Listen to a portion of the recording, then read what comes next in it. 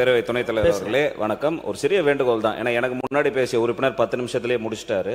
அந்த 5 நிமிஷத்தையும் சேர்த்து எனக்கு கொடுக்குமாறு உங்களை பேரவை சார்பாக நன்றியை காணிக்கையா கொடுத்துட்டேன். நீங்க அந்த ஏன்னா மத்த கட்சிக்கெல்லாம் பாத்தீங்கன்னா கட்சிக்கு 2 பேர் 3 பேர் நீங்க பேசுறதே கவுட் ஆயிட்டு இருக்கும். இல்ல அதுதான் இல்ல சப்ஜெக்ட்டுக்கு வாங்க. அந்த கோட்டெல்லாம் அழிச்சிருங்க. மதுரை அந்த கோடு சப்ஜெக்ட்டுக்கு வாங்க. தயவு செய்து சப்ஜெக்ட்டுக்கு வாங்க. இல்ல ஏன்னா மத்தவங்களுக்கு எல்லாம் 3 மானிய கோரிக்கை 3 மானிய கோரிக்கையில 3 பேர் பேசலாம். நான் அதனால தான் நான் வந்து உட்கார்ந்த உடனே நான் தெளிவா சொன்னேன். 15 நிமிடங்களுக்கு மிகாமல் பேசக்கூடிய ஆற்றல் அண்ணன் கணேஷ்குமார் மாண்புமிகு உறுப்பினருக்கு இருக்கு. பேசுங்க. மாண்புமிகு பேரவைத் தலைவர் அவர்களே, 2026-27 ஆண்டு இயற்கை வளங்கள், தொழில் முதலீடு மற்றும் தகவல் தொழில்நுட்ப துறையின் மானிய கோரிக்கையின் மீது விவாதத்தில் பங்கேற்பதற்கு வாய்ப்பளித்த பேரவைத் தலைவர் அவர்களுக்கும் பேரவை துணைத் தலைவர் அவர்களுக்கும் மாண்புமிகு தமிழக முதல்வர் அவர்களுக்கும் பாட்டாளி மக்கள் கட்சியினுடைய சட்டமன்ற குழு தலைவர் முனைவர் சௌமியா அன்புமணி அவர்களுக்கும் என் நன்றியை தெரிவித்துக் கொண்டு, இன்றைக்கு சுதந்திர இந்தியாவின் முதல் தமிழ் முதல்வர், தமிழ்நாட்டினுடைய முதல்வர் ஓமந்தூர் ராமசாமி ரெட்டியார் அவர்களுடைய நினைவு தினம். அவருடைய புகைப்படம் இங்கே வைக்கப்பட்டிருக்கிறது. அவர் நினைவை போற்றுகின்ற வகையிலும் கடந்த ஆட்சி காலத்தில் இப்போ நம்ம எம்எல்ஏ ஹாஸ்டல்லாம் இருக்கிறது பார்த்தீங்கன்னா ஓமந்தூரார் அரசினர் தோட்டம் தான் இருக்குது. அப்படி ஓமந்தூரார் மருத்துவக் கல்லூரி செயல்பட்டு கொண்டு இருக்கிறது. அந்த மருத்துவக் கல்லூரி வளாகத்தில் கடந்த ஆட்சி காலத்தில் ஒரு முழு உருவ சிலை வைக்கப்படும் அவர் என்று அறிவித்தார்கள். இந்த அரசு இன்றைய தேதியில் அதை மனதில் வைத்து அவருக்கு பெருமை சேர்க்கின்ற வகையிலும் பிப்ரவரி மாதம் அவருடைய பிறந்த நாள் வருகிறது. அதற்குள்ளாக அந்த திருவுருவ சிலையை நிறுவி, ஏன்னா சுதந்திர தமிழ்நாட்டின் முதலமைச்சர் என்பதை நினைவு கூற வேண்டும் என்பதை இந்த நேரத்தில் உங்களுக்கு தெரிவித்துக் கொண்டு, கனிம வளத்துறை அதாவது இயற்கை வளங்கள் துறையின் கீழ் செயல்படுகின்ற நிறுவனம் டான்மைன். அந்த டான்மைன் நிறுவனம் என்னுடைய தொகுதி செஞ்சி தொகுதியை பொறுத்தவரை நான் பலமுறை அமைச்சரிடமும் கூறியிருக்கிறேன். ஒரு கல்குவாரியை அங்கே நடத்தி கொண்டிருக்கிறார்கள். தொடர்ச்சியாக அரசாங்கம் அவர்களுக்கு எடுத்துரைத்த போதும் கூட அந்த ஒப்பந்தக்காரர்கள் அந்த இடத்தில் ஒரு பதட்டமான சூழ்நிலையை உருவாக்கி கொண்டே இருக்கிறார்கள். ஏன்னா அமைச்சர் அவர்களும் உத்தரவாதம் கொடுத்தார்கள். அதற்கு பிறகு அங்கு மாவட்ட நிர்வாகம் ஒத்துழைப்பு கொடுக்கவில்லை என்று சொல்லி கோர்ட்டுக்கு சென்று கோர்ட்டில் இருந்து உத்தரவு வாங்கி காவல்துறையின் பாதுகாப்போடு அங்க கல்லு எல்லாம் உடைத்து எடுப்பதற்கு ஒரு முயற்சி மேற்கொண்டிருக்கிறார்கள். இதனால் அந்த சுத்துமட்டு பகுதி என்று சொன்னால் போத்துவாய், ராமராஜம்பேட்டை, பழவளம் போன்ற கிராமங்களில் ஒரு பதட்டமான சூழ்நிலை இருந்து கொண்டிருக்கிறது. இதனை தடுப்பதற்கு மாண்புமிகு அமைச்சர் அவர்கள் நடவடிக்கை எடுக்க வேண்டும். ஏனென்று சொன்னால் அந்த போராட்டத்தை முன்னின்று நடத்துபவரே உங்களுடைய ஒன்றிய செயலாளர் தான். அவர் தான் எனக்கு முன்னாடி போய் அங்கே நின்று அதெல்லாம் கனிவோட பரிசீலனை செய்தார். அவர் தான் களத்தில் முன்னாடி நிற்கிறார். எனவே அமைச்சர் அவர்கள் அது கிரானைட் எடுப்பதற்காக டான்மைன் நிறுவனமாக என்விரான்மெண்டல் கிளியரன்ஸ் வாங்கப்பட்டது. பிறகு அந்த கிரானைட்டினுடைய தரம் சரியில்லை என்பதற்காக கல்குவாரியாக மாற்றுறார்கள். அப்போ ஒரு என்விரான்மெண்ட் கிளியரன்ஸ் வாங்கி இருந்தால் அந்த கிராமத்தை சுற்றி இருக்கக்கூடிய பாதிப்பு எல்லாம் தெரிஞ்சிருக்கும்.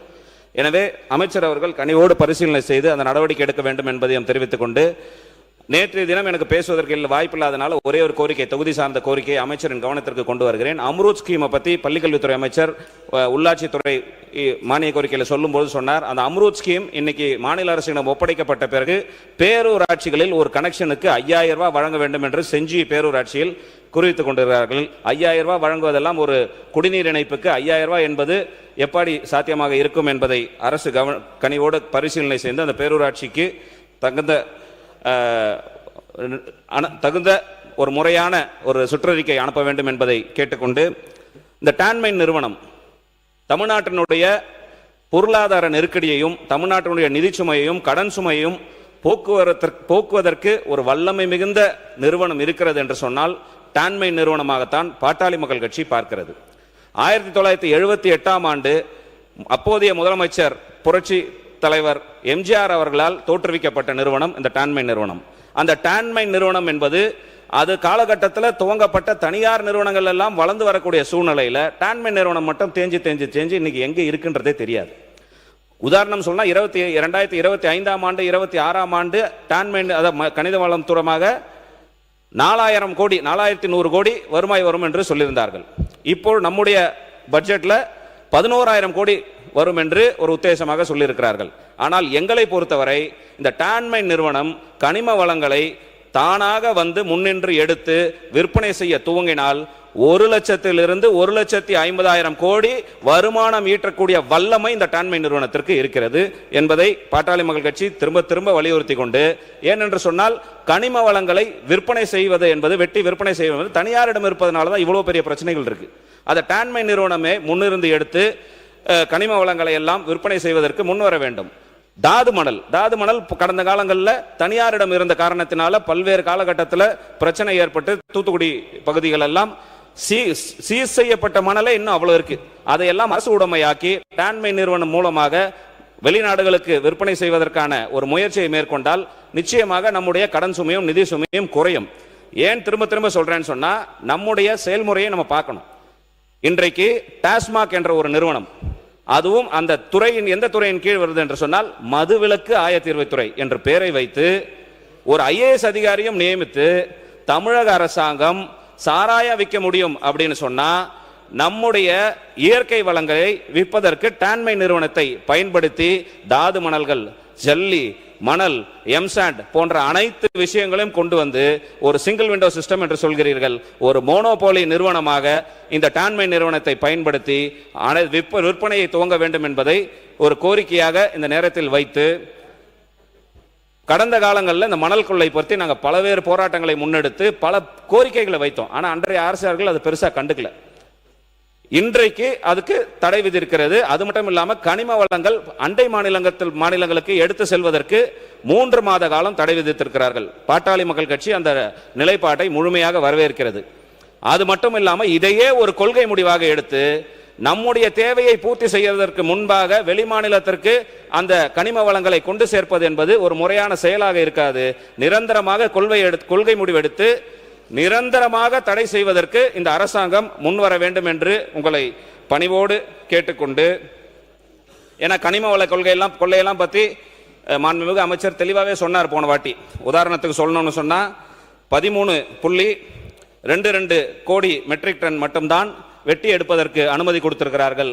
ஆனால் இங்கிருந்து சென்றதனுடைய அளவு 85,000 கோடி என்று மாண்புமிகு அமைச்சர் சொன்னார். இதெல்லாம் கடந்த காலத்தில் நடந்ததுதான். இன்னும் சொல்ல வேண்டும் என்று சொன்னால் அவர்களே அதற்கு ஒரு குழு அமைத்திருக்கிறார்கள். இன்னும் சொல்ல திருநெல்வேலி மாவட்டத்தில் ஒரு கல்குவாரி, அதிலும் குறிப்பாக சொல்ல வேண்டும் என்று சொன்னால், இன்னும் அதை டீட்டெயிலாக கூட சொல்றேன். அந்த கல்குவாரியை பொறுத்தவரை 2022ஆம் ஆண்டு மே மாதத்தில் திருநெல்வேலி மாவட்டம் அமைச்சர் மாண்புமிகு துணை பேரவைத் தலைவர் அவர்களே, அதாவது தமிழக வரலாற்றிலேயே முதல் முறையாக அண்டை மாநிலத்துக்கு நம்ம தேவை மீறி செல்லக்கூடாதுங்கிறதுக்கு ஒரு முடிவு எடுத்த ஒரே முதலமைச்சர் மாண்புமிகு தமிழ்நாடு முதலமைச்சர் தான். தற்காலிக தடை, ஏன்னா அரசியல் சட்டத்தில் நிரந்தர தடை போடுவதற்கு இடமில்லை. தற்காலிக தடை மட்டும்தான் போட முடியும். என்ன முடியுமோ அதை செய்யணுன்ற நோக்கத்தில் எடுத்த ஒரு தீர்க்கமான முடிவு தான் இந்த தற்காலிக தடை. இதை ஃபர்தரா எப்படி கொண்டு போகணுங்கிறது முதலமைச்சர் அவர்கள் முடிவு எடுப்பார்கள். டாமின் நிறுவனம் நீங்க சொல்ற மாதிரி ஒரு காலத்தில் நல்ல ஃப்ளரிஷிங் ஒரு கார்பரேஷனாக இருந்தது. இன்னைக்கு அதோடைய அதாவது செயல்பாடு அந்த அளவுக்கு திருப்திகரமாக இல்லை. அதனுடைய ப்ராஃபிட் மேக்கிங்லாம் ரொம்ப குறைஞ்சிருச்சு. அதை சரி செய்யறதுக்கு தான் இந்த அரசு அனைத்து முயற்சியும் எடுத்துக்கிட்டு இருக்கு. உங்களுடைய நீங்கள் சொன்ன சஜஷன் எல்லாத்தையுமே கடந்த 3 மாத காலமாகவே அதில் தான் நாங்கள் ஒர்க் பண்ணிட்டு இருக்கோம். எப்படி நம்ம அரசாங்கம் இதை எப்படி எடுத்து அடுத்த நிலை கொண்டு செல்வதுங்கிற விஷயத்தில் நம்ம இறங்கியிருக்கோம். அதே நேரத்தில் நீங்கள் சொல்கிற ஃபிகர்ஸ்லாம் ரொம்ப எக்ஸாஜரேட்டட் ஃபிகர்ஸ். 1.5 லட்சம் கோடிலாம் இட்ஸ் சும்மா மேபி வாய்வழி செய்தியாக இருக்கலாம். ஆக்சுவல் ஃபிகர்ஸ் நான் அன்னைக்கே சொல்லிட்டேன். அதுக்கூட ஃபார் எக்ஸாம்பிள் அந்த நான் சொன்ன அந்த கேப் இருந்துச்சு பார்த்தீங்களா ஜல்லியில், அதனுடைய அமௌண்ட் ரஃப்லி 9,000 crores. நான் சொன்னதோட கேப் 1.5 லட்சம் கோடி 2 லட்சம் கோடிங்களாம் சும்மா ஏதாவது சொல்லலாம், அப்படி கிடையாது. பட் இதுதான் ஆக்சுவல் ஃபிகர், இதுதான் ஆக்சுவல் ஃபேக்ட். பட் தமிழக அரசு நீங்கள் சொன்னதுக்கான அனைத்து முயற்சிகளையும் திட்டங்களையும் திட்டிக் கொண்டிருக்கிறது. நான் இப்போ என்னுடைய பதில் உரையில் நான் இன்னும் கொஞ்சம் டீட்டெயில்டாக சொல்கிறேன். மாண்புமிகு உறுப்பினர் காதர் பாஷா, மாண்புமிகு உறுப்பினர் காதர் பாஷா முதல் இவ்வளவு சவுண்டாக நீங்கள் அங்கே பேசிகிட்டு இருக்கிறது நியாயமா? அங்கே அவர் பதில் சொல்லிட்டு இருக்கிறாரு, அது என்னகிட்ட கேளுங்க. இல்லை, மாண்புமிகு பேரவைத் தலைவர் அவர்களே, மாண்புமிகு உறுப்பினர் அவர்களுக்கு உங்க டைம் ஆஃப் பண்ணுங்க. நீங்கள் கேட்ட 2 இன்டரப்ஷனுக்கு அவர் வந்து கரெக்டாக ரெஸ்பாண்ட் பண்ணிட்டாரு. சரிங்களா? மேற்கொண்டு அது ரீதியாக அந்த நிறுவனத்தின் ரீதியாக ஏதாவது வந்து உங்களுக்கு அறிக்கை இருந்துச்சுன்னா அதை இங்கே கொண்டு வந்து கொடுங்க, நம்ம விவாதிச்சுக்கலாம். நீங்கள் சப்ஜெக்ட்டுக்கு வந்துடுங்க டைரெக்டாக. பேரவைத் தலைவர் அவர்களே, இதுதான் சப்ஜெக்ட், நான் வந்துடுறேன். ஏன்னா அவர் சொன்ன, நான் எக்ஸாசரேட் பண்ணி சொல்லலை, நம்மால் முடியும். அந்த டான்மை நிறுவனத்திற்கு அந்த பங்கு இருக்குது. ஏன்னு சொன்னால் டாஸ்மாக் நிறுவனம் ஆரம்பிக்கும் போது வெறும் 11,000 கோடி தான் அதனுடைய வருமானம் இருந்தது. இன்னைக்கு 60,000 கோடி. இப்போ டாஸ்மாக் நிறுவனம் எப்படி தனியாரிடம் இருந்து மதுவை கொள்முதல் செய்து உபயோகதாரர்களை விற்கப்படுவதோ அந்த மாதிரி டான்மை நிறுவனத்தை நீங்க வளர்த்தெடுங்க. கடந்த ஆட்சி காலத்தில் செய்யலைன்னு சொல்றீங்க, நீங்க வளர்த்தெடுங்கன்னு தான் எங்களுடைய விஷயத்தை நாங்கள் சொல்றோம். அப்படி செஞ்சீங்கன்னு என்று சொன்னால் ஜல்லி, மணல், பல்வேறு கனிமங்களை பொறுத்தவரை மாண்பு உறுப்பினர் கணேஷ்குமார் அவர்கள் பேசிட்டே இருக்காரு. நீங்க முயற்சி பண்ணி தான் வெற்றிகரமாக வேறு மாநிலத்திற்கு செல்லக்கூடாது என்று தடை தற்காலிகமாக நிறுத்தப்பட்டிருக்கிறது என்பதை தெளிவாக சொல்லிவிட்டார். அமைச்சருக்கு என்னென்ன செய்ய வேண்டும் என்பதெல்லாம் முதலமைச்சர் அறிவுரையாற்றி இருக்கிறார்கள். நம்முடைய முதலமைச்சரை பொறுத்தவரையிலும் ₹1 கூட மக்கள் வரிப்பணத்திலிருந்து எடுக்கப் போவதில்லை. இந்த அரசு சிறப்பான முறையில் பணியாற்றும் என்று சொன்னதற்கு பிறகு நீங்கள் உரையாற்றி கொண்டிருப்பது சால பொருத்தமாக இருக்கு. மாண்புமிகு முன்னாள் துறை, அந்த துறைக்கான அமைச்சர் மாண்புமிகு ரகுபதி ஐயா அவர்கள். மாண்புமிகு பேரவைத் தலைவர் அவர்களே, வரலாற்றிலேயே தடம் பதிக்கத்தக்க அளவுக்கு 2025-26 ஆண்டிலே கனிம வளத்தினுடைய வருவாய் என்பது 4,395 கோடி ரூபாய். இதுவரை அந்த அளவுக்கு கனிம வளத்துறையிலே வருவாய் வந்ததாக வரலாறு கிடையாது.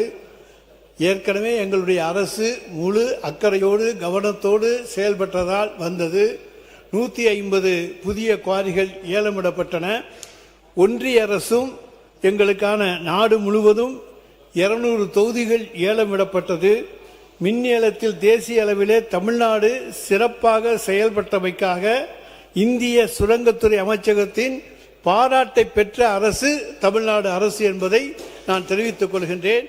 எனவே கனிம வளத்தில் எங்கெங்கு குறைகள் இருந்தாலும் அவையெல்லாம் அப்போது கண்டுபிடிக்கப்பட்டு அந்த ஓட்டைகள் அடைக்கப்பட்டு அரசின் கஜானாவுக்கு வருவாய் கொண்டு வரப்பட்ட அரசு எங்களுடைய அரசு.